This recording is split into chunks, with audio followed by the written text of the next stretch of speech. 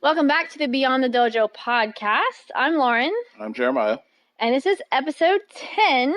And we have taken a couple of weeks off at this point. I think like 2 or That 3 implies weeks. A vacation. It wasn't really a vacation. It was No, like, I meant like a couple weeks off from doing the podcast. It was Oh. definitely not a vacation because we had a lot going on and then I got sick. Everyone's getting the plague right now. I swear. yeah, and the counters were put in and everything else. We have been renovating our home. If you're not personal friends with us, we've been renovating our home for like 2.5 years since before we moved into it. And we've lived here. We've been married for almost 2 years, and within that time, we have not had a kitchen very much. So it's been gradually transforming into a kitchen. My dad has built the cabinets. We just got our countertops installed literally yesterday. So we've been we've been more a little preoccupied with actually having a kitchen. So we have an excuse. Yep. But kind of on that note, maybe the topic for today is staying motivated to train, and this was Jeremiah's idea. So we're both Sandan, and I've been training for 17 years. Jeremiah, how many years have you been training total, you think? Oh God, I started when I was 8 and I'm 42. But you didn't train. But I took 15 years off, so 8 to 42 is 34. Yeah, 34 minus 15 is 19. Okay, so 19 19. years. There you go. Okay. Hey. We knows maths. All right, so Jeremiah's been training 19, I've been training 17 years, and then really in the grand scheme of things, it's not that long because a lot of people have been training much, much longer. And I think motivation does definitely become an issue after a while. Yeah, especially when you get to a point where you don't see your progress at all. Mm-hmm. Like it's so small. Like, let's be real, the more advanced, the more detailed it is, right? Yeah. So, the smaller improvements might take longer as an advanced class compared to a Shodan or a Nidan, where the new things are really, popping up here and there, and you're getting these breakthroughs all the time. Yeah, you're constantly seeing like definitive physical change, and for you to see something like that after, Don level in any case is it's a pretty big deal. Yeah, it's but we'll kind of talk about that. So when are some times, Jeremiah, in your karate journey, from whatever point you want to start at up to now, when are some times that you found it to be difficult to be motivated to train? The first time I found it difficult to train was when I started getting burnt out of doing a lot of competition. Okay. And what rank were you at that point? I was a Nidan, but I was 16 to 18 was when I got started getting burned out of it. I was training really basically 5 days a week, cross training, trying to maintain fitness, plus 2 classes Monday, Wednesday, Friday, helping out with an additional one. So I was there for 3-4 hours, 3 days a week, 4 days a week. I had access to the dojo too, so I was just really pushing myself. I felt like I could be successful, and I pushed myself to the point where I think I lost the big picture. You know what I mean? Yeah. Like I was so obsessed with this winning that I missed in the entire thing and kind of burnt myself out of it. Gotcha. Lost a lot of motivation to train. So. Now, did that lead into you eventually stopping, or was that just kind of the beginning point?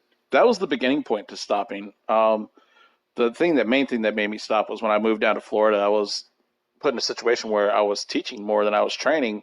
And it kind of, that even makes it worse. Yeah. To where you don't even have an opportunity to train.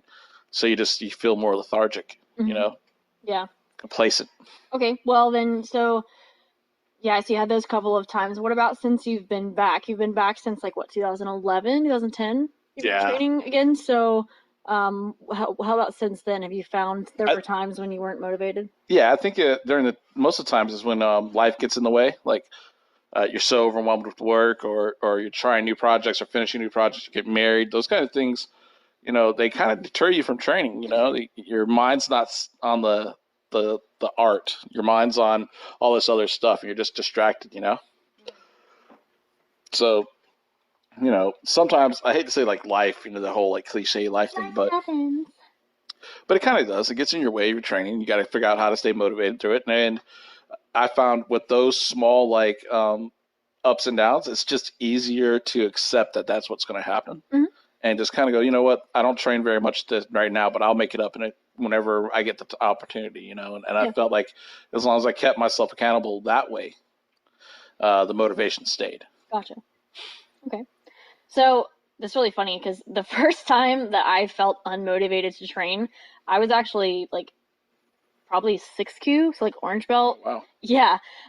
So I have noticed a trend, and I noticed it with myself first. It was just like you you have the initial appeal of karate, where it's like, oh my gosh, I'm learning all these new things and blah blah blah, and then you get to intermediate level, and it's like, you're not learning as much anymore. There's some nitty gritty stuff, but then you're also in classes with lots of beginners, so you don't get to learn new things as often because they get the majority of the attention, and it does get pretty would it be demotivating?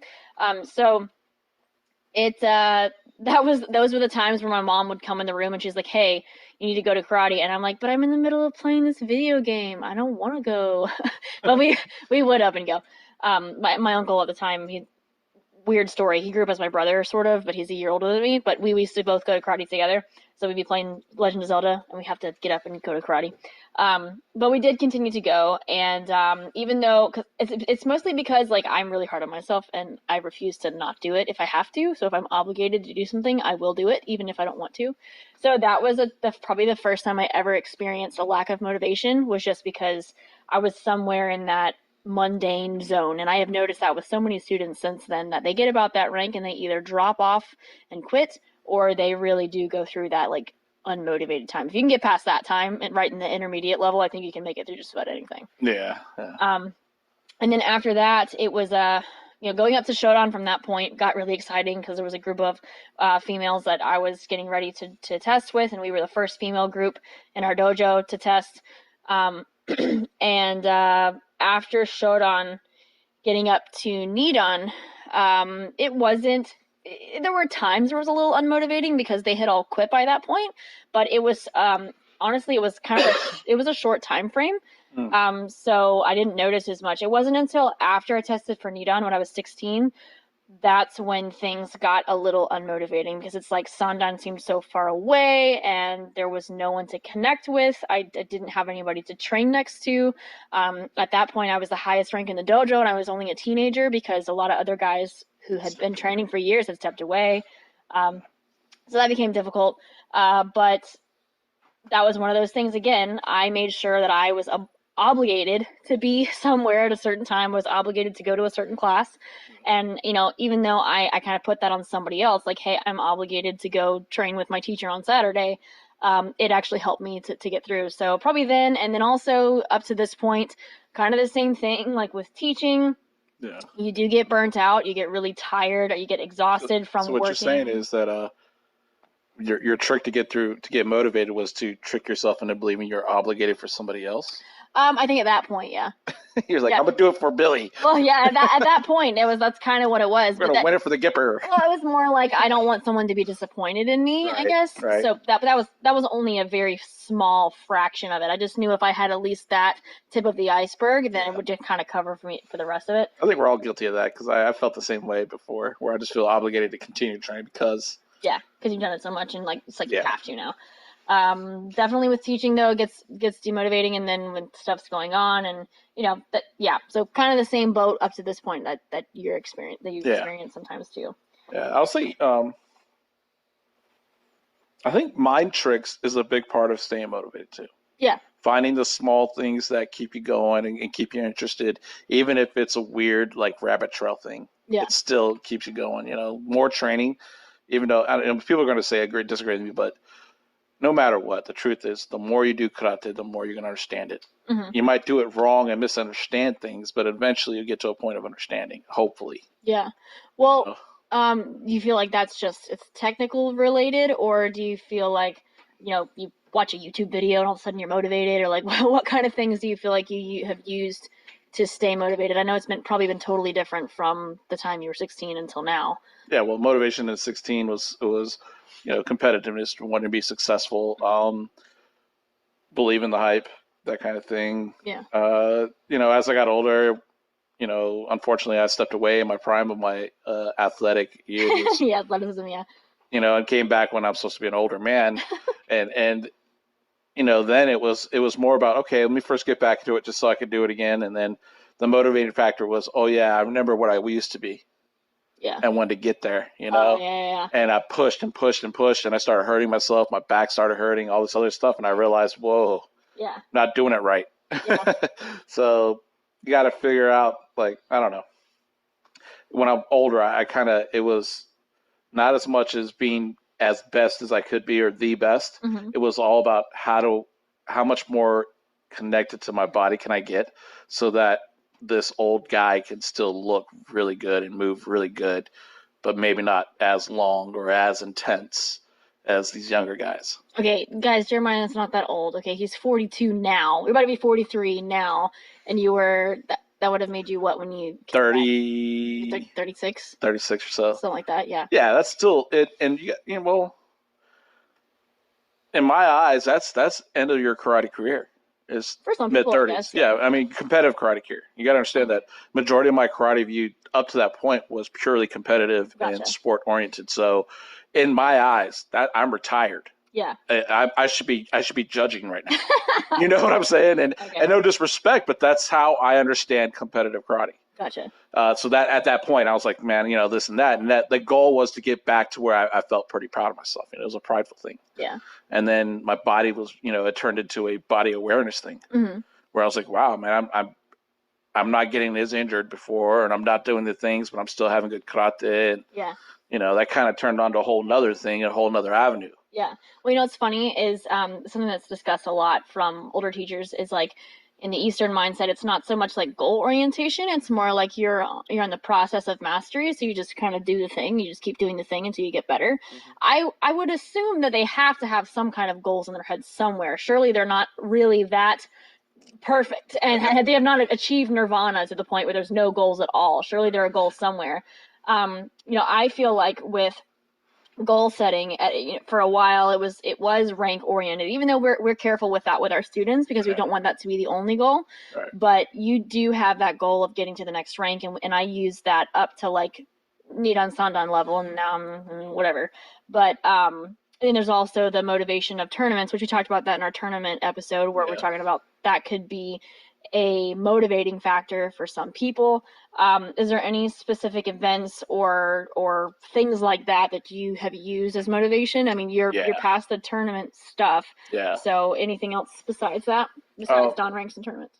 Yeah, personally, I fell in love with the Steve Ubel's approach, and made a promise to myself that once I went to one of his seminars that I would continually go to any seminar I could possibly make it to. And I felt like when he was in the Southeast, there was none that I missed. I went to every one of them. Yeah. I missed the first year in Pensacola, but other than that, I got all of them. So you found seminars to be pretty motivating, like to keep training? Oh, absolutely. To keep training. Then it was this whole idea because, he might not I claimed him as my teacher way before I think he ever seen me as a student.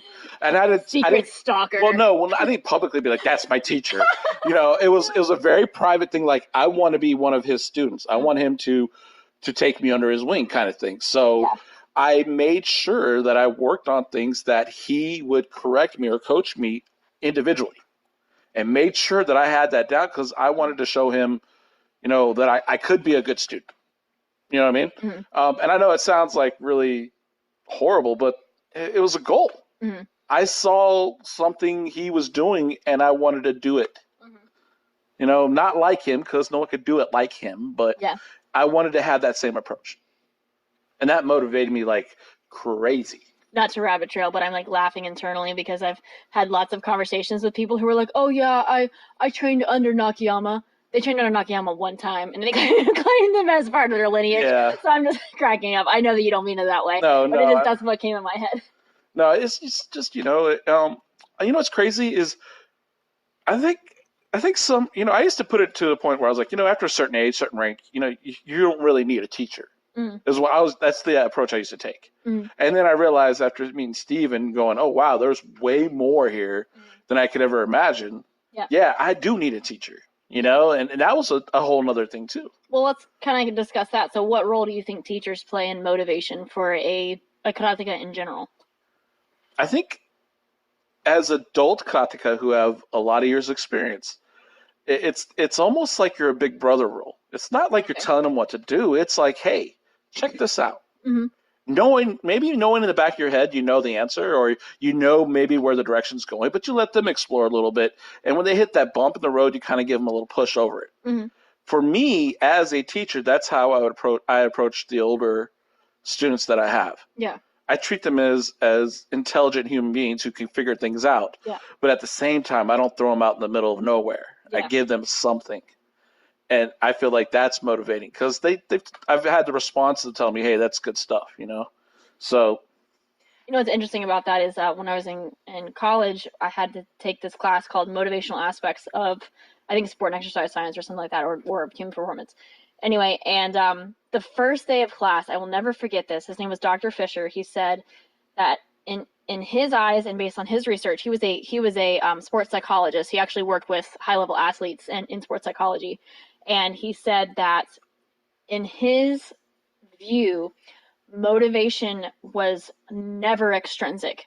You could never motivate another person. He said instead, it's always intrinsic. And he kind of explained, he didn't use those terms, but what he basically said was, like he was talking to us in terms of being coaches and personal trainers, but you could look at it the same way as a teacher, karate instructor, is that you are not the motivator, but instead you're almost like the tool that draws out the motivation out of your students.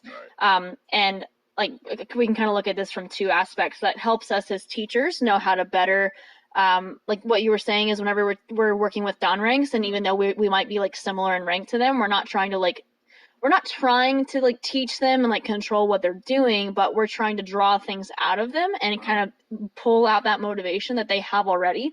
This has been really cool to watch. So we've got some guys that used to be my senpai when I was a little girl, and they are now training alongside us in our dojo. They're still training up to this day, and a lot of them are older, and they've experienced a number of things they have to work through on in their, emotional life stuff, also physical, like joint replacements, whatever. We'll talk about that in a couple minutes. But it's been so cool to be able to mention certain things that we have learned through our training to them, just as kind of a tipper or a tidbit, and they just light up. And it's not because we're the motivator, it's because they have it in them, and we're giving them just enough to be like, oh, this changes everything. We've had, Mr. Sam has said, I've been training for 40, 50 years, and I feel like so many years has gone to waste, and yet I'm still learning. I mean, that's been really cool to watch in someone who's ahead of us on that journey. Yeah. I agree with you with having a teacher who's able to look on and help. I think that makes a big difference too, though. In my own training, having someone look at my karate, and even though, I have been training for a number of years and my karate's okay, I want it to be better. So for me, it is something that helps me continue on training, knowing that there's another person watching. You've had this discussion with people before too, is like after a certain point, you don't have to have a teacher, but I think what you meant by it that you didn't say was that you don't have to have a teacher who's dictating everything that you're doing. You're not trying to emulate that teacher.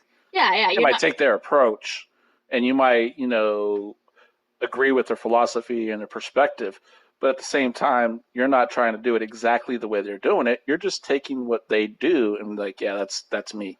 Yeah. You own it. You own it. I mean, I think that's part of what we find attractive in other things or our teachers is that there's a part of them that you see in yourself. Like there's like that connection. Yeah.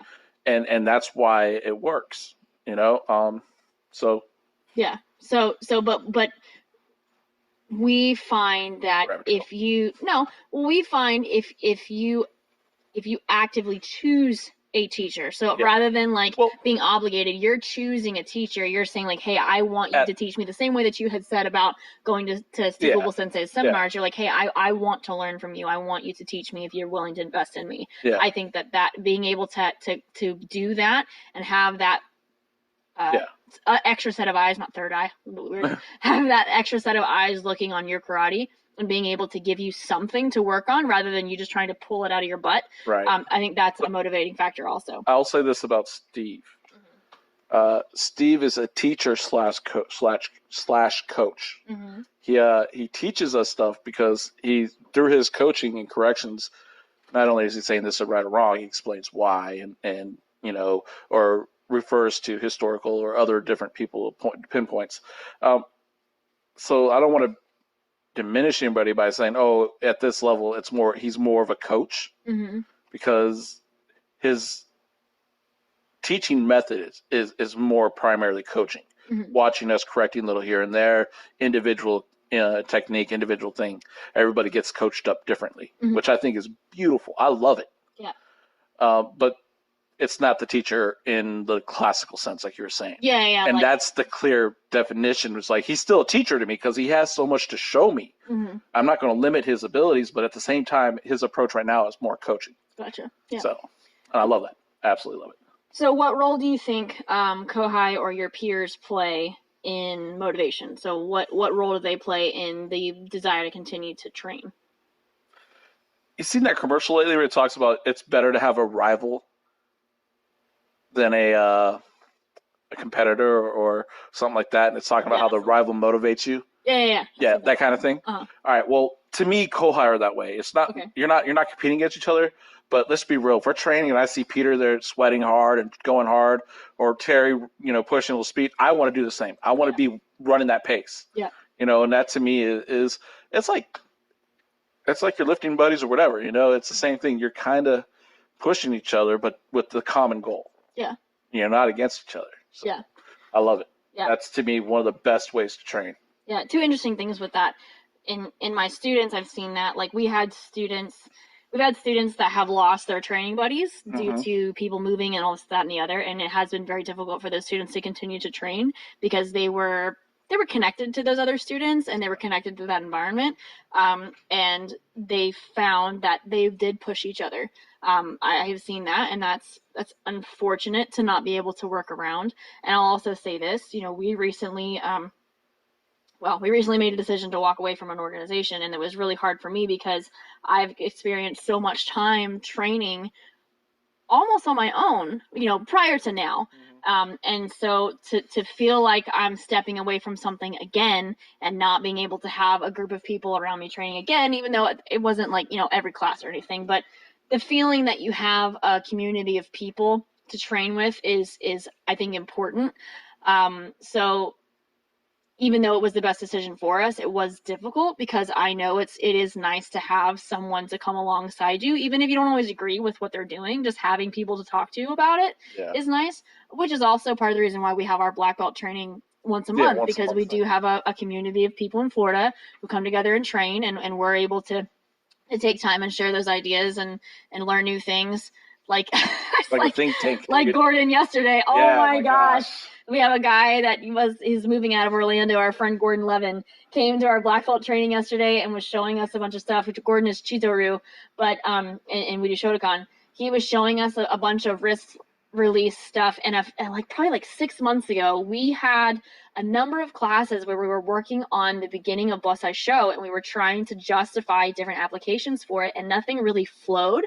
And he showed this flipping cool wrist release thing. And I'm like, oh my gosh, it is the same movement as Bosai Show. He's like, yeah, I showed you that because you just showed me that kata. And I'm like, what the heck? But that's so motivating. Like, I was literally stuck on that for the rest of the time he was talking. I'm like, Gordon, just stop talking about anything else. Just shut up. Let me just work on this real quick.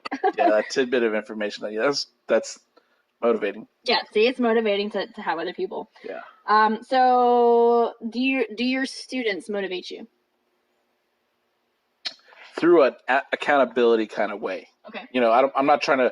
They don't inspire me to go train. I feel like I'm accountable to train and continue to maintain a standard and continue an educational thing. Yeah. So that they know that I'm not just talking the talk. I'm walking the walk. Like I tell them all the time, you need to train on your own. You need to continue to train. Don't train just at the dojo. And I do the same. I train at the dojo. I always train on my own. I do it classes. So I get motivated by students whenever I'm in the middle of teaching and I'm able to be clear enough that they're able to understand what I'm getting at, and they kind of suck that in and they begin to ask more questions. That motivates me because it challenges my ability to explain myself.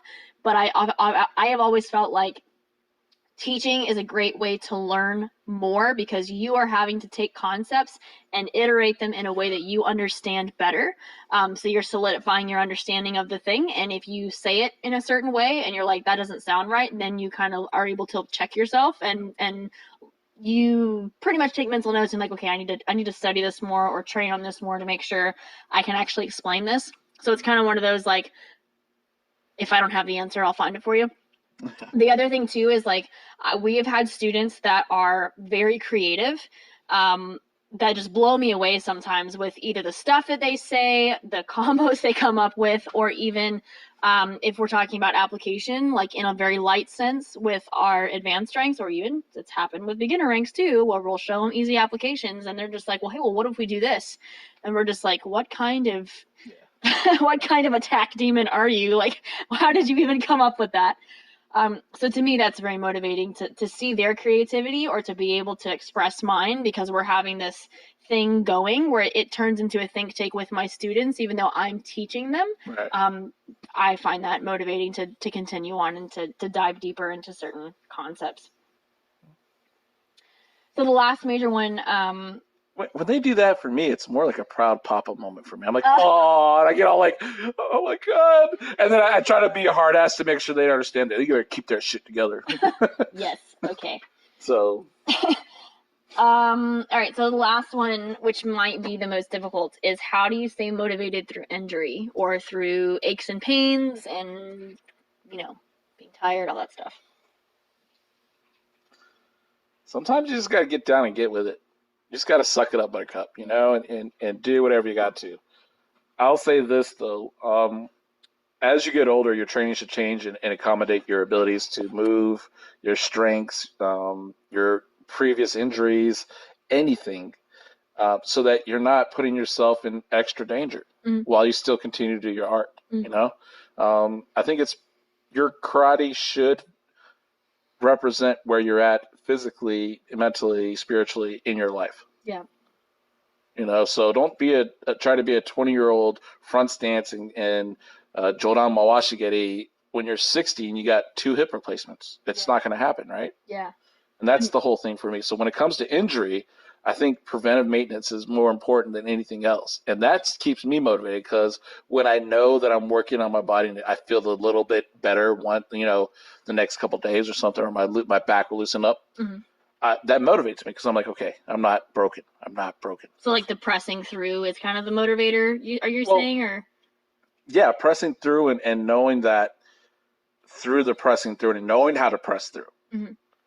I learned that I'm not that bad off. Yeah. Seeing that I can still do things. I know I'm hurt. I can feel the pain. Yeah. But I'm still pressing through and able to do it. Before as a young man, I'd feel the pain and just be like, okay, time to learn how to ignore it. And just go through it, and no matter what, just push, push, push, push. Yeah. Now it's like, okay, I feel the pain, but I can still do it. It's not that bad. Yeah. And then knowing when it twinges up when you go too far. Yeah. And that to me is like preventive maintenance. It's like you learn how to train within your means. Yeah. And then that motivates me. So my perspective is completely different because I'm still a young buck. Whatever. I'm really not. But I have experienced overuse injuries. I've had 4 lower body injuries that were not significant enough to have any kind of surgery on. But I had a major hip injury in 2016, but that apparently was nothing that needed to be diagnosed, but it just was really painful. Maybe a sciatic nerve issue. I've had I hurt my Achilles tendon in 2013. I messed up my knee in 2017, and I messed up my foot in 2018. So I think a lot of those are from a number of things. Some of them had to do with lifting with really bad form. We're looking at the dog because she's snoring, so hopefully you don't hear that. They're all overuse injuries, so some of them are because of lifting, and it was primarily lifting with bad form. I've watched videos of me lifting from like 2016 and prior, and I'm like, oh my god, it looks horrible. But some of it was from lifting weights. Some of it was The knee injury was definitely from karate training. It was from overdoing it. We were training. I think I myself was teaching 15 or 16 hours a week. That was when the dojo had first opened up. So a lot of wear and tear, a lot of being barefoot on a new floor that I wasn't prepared for. I have a really strange, like sesamoid injury in my right foot. I don't know if it's turned into a bone spur or whatever, but I've had to learn how to work around those. And the knee injury was the hardest one because by the end of that knee injury, like of the worst part of it, I was on crutches. And having to teach on crutches and having to answer a million questions is really hard. And then also showing up for class that you're supposed to be training in and you can't freaking train because it hurts to even move your leg. That was also very unmotivating as well. So I was not happy, and I wasn't really motivated, but I was disciplined. And we haven't actually even talked about discipline this entire thing, but discipline and motivation are sometimes have interplay and sometimes are separate from each other. Sometimes discipline is what comes into play whenever you don't have motivation. So you're making fun of me for saying that I had an obligation to go and, train whenever I had teachers who were waiting on me. It was more of a discipline thing. Like I felt like I made those arrangements so that I would have to. Same with me saying I have to suck it up or yeah. It's a discipline thing. Yeah. It's like in college, whenever I had to go to college or had to go to class. Well, I had Glenn. Yes. I had Glenn come to my house. He would come to my house and show up at my house right before 7 a.m. in the morning. So I would wake up at 6:45 and go put clothes on. So I just woke up and I would walk out in the backyard and we would start training. We would train for at least 2 hours. And it totally sucked, but that's what I did, and I was not motivated. I didn't want to do it, and I would tell him that to his face if he were still living. I did not want to do it, but I did it because it made me better, and it kept me training through a time where I wasn't motivated at all. By the way, college age is really difficult for people to stay motivated to do anything.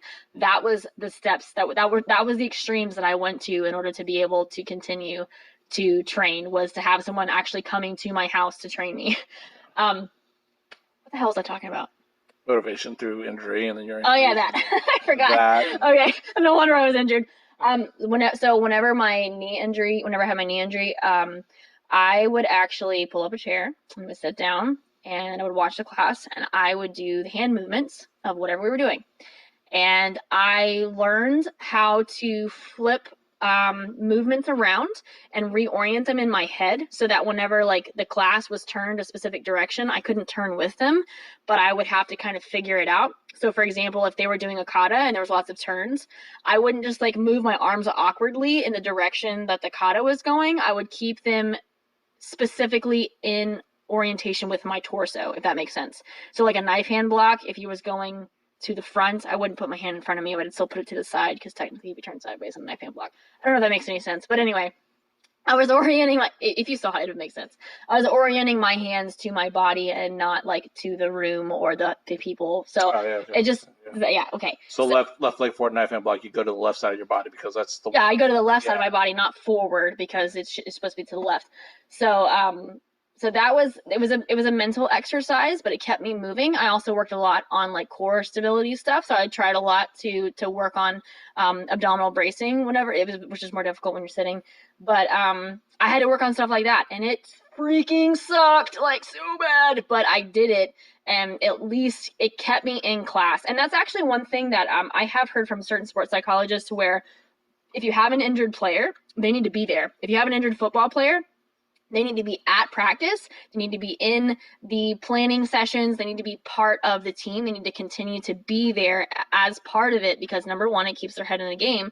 But number two, it'll keep them motivated in order to continue on with their therapy or whatever, to continue to rest so that they can get back into the game sooner. Yeah. I think that there's been research that's found that that's the best route. And that's something that I had to utilize a lot, was trying to actually just stay there and stay the course and keep doing it and being deliberate about every single thing I did. Essentially, it came down to I can stand to teach, or I can train, or I can work out, but I can't do all three. I had to like make a choice. Yeah. So that's another thing with injury, or even with aging. Sometimes you have to learn how to limit how much activity you're doing, because you have to be able to gosh, this is like a whole other different topic. I'm kind of know rabbit your body trailing. thing. Yeah, it's a knowing your body thing and knowing what your limits are, basically. Yeah, know your tipping points. Yeah. And knowing that, you know, that's what I was saying that motivated me, is because now I know how hard I could go before I'm gonna throw my back out, or Yeah. I'm gonna feel my sciatic nerve tomorrow. You know, I know exactly how far. Yeah. And a lot of people laugh at me because I'll quit, or I'll feel a twinge and I'll just stop my class. I won't train anymore. Yeah. And people look at me like, oh yeah, it's like, no, dude. Yeah. I know if I go any further, I'm gonna be down for 2 weeks. Mm-hmm. I'm gonna lose more training time. Yeah, and that's very unmotivating. So at least you're like taking preventative measures to not absolutely. be I'd rather unmotivated. You know, that to me is the cool thing, is like knowing yourself and knowing your body well enough to go, you know what? Yeah. I need to walk away from this set because I'm about to hurt myself. Yeah. You know? Yeah. And it's worked well for me. I've not had a lot of times where I've been like, I can't do it. Mm-hmm. But there's been times where my back hurt me so bad, I'd literally have to, like you said, I'd sit there and teach class, sit on my butt and tell them what to do. Yeah. That's horrible. Yeah, it makes you feel like a lazy bum. It does. These guys are working their tails off, and you're like, this and that. You know, But it's part of life. You got to learn how to do that. You know, it's like you were saying, you had to adjust to the new floor, standing up and teaching all the time. And once you adjusted and knowing how to do it, it's fine. Yeah. So to me, that's a motivating factor. Yeah. So speaking of motivation, what are you working on? I've been doing I've been doing the hand katas left and right a lot lately. Uh-huh. And this week I decided I was going to do the big four. Baisai, MP, Gion, and Konkudai. Both left and right. Did you do Konkudai left and right? No, I got to Baisai Dai and I did Gion. Okay. And then but I did the hand katas and Teki also. Yeah. So by the time I got to Gion, I was like, you know what? It's Sunday. It sucks. It got. I'm not comfortable with it yet, so my brain was fighting me the entire time. Mm-hmm. And I had to remind myself, no, it's this way.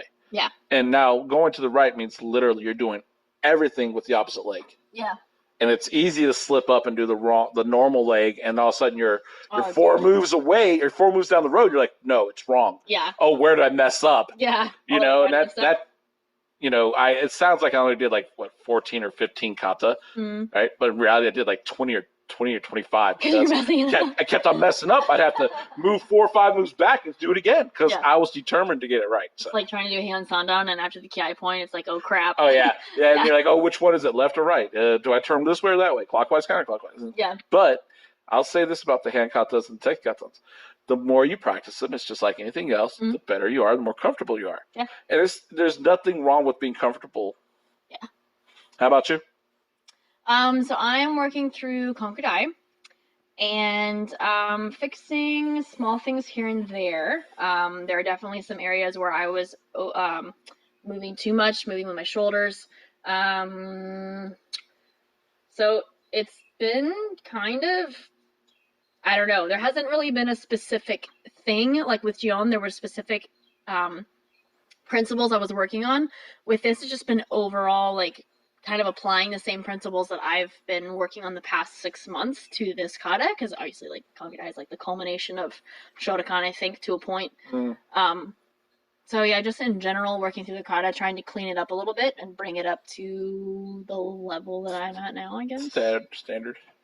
Yeah. I mean, so even for example, some of the moves I do are way too big. The first move in the opening thing, I slam my arms open to where I almost fall backwards, and then bring my hands around them together, which is obviously not correct. So cleaning up things like that, basically.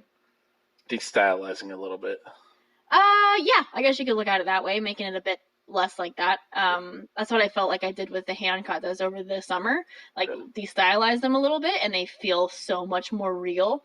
So yeah, that's been fun. Yeah. Well, guys, we hope that this is kind of a motivating thing for you. Part of the idea behind doing this podcast is also to provide motivation to other people. I know for me, I actually find motivation through listening to other doobers sit there and talk. So hopefully this has been motivating for you guys. Remember that you can find us on Facebook, Jeremiah Hart, Lauren Hart. Also have pages for our dojos, Shotokan Karate Human Performance, Shotokan Karate Family Fitness, and then we're also on Instagram. Jeremiah is Shotokan Karate Family Fitness, and I have Shotokan KHP for my dojo, and then I also have Lauren Hart Athletics for all my training stuff and whatever. Is that all? That is it. That is all. You guys have a great rest of your day. Awesome. Happy Thanksgiving. Yes, and have a happy Thanksgiving, even though this is going to come out after Thanksgiving. So hopefully, Wow, Thanksgiving was wonderful. Thanksgiving was so great. We hope you enjoyed yours. Bye. Bye.